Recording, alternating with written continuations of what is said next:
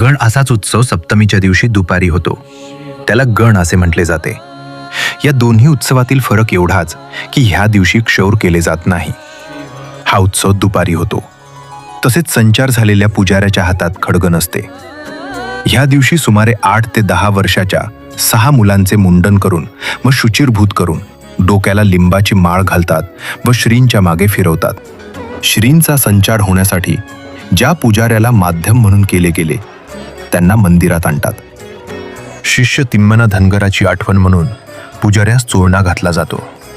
गाभाऱ्यासमोरील गण मठात बसवून ध्येय शुद्धीसाठी भस्म स्नान घालतात. त्या पुजाऱ्यास लिंबाच्या व चाफ्याच्या मारा घातल्या जातात.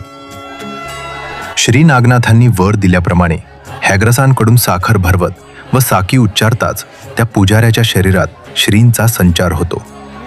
संचार झालेली व्यक्ती म्हणजे प्रत्यक्ष श्री नागनाथ भगवान असतात.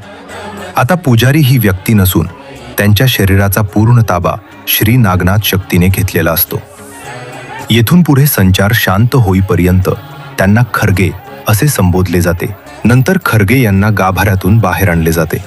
श्री नागेश संप्रदायाबद्दल अजून माहिती पाहिजे असेल तर फॉलो करा.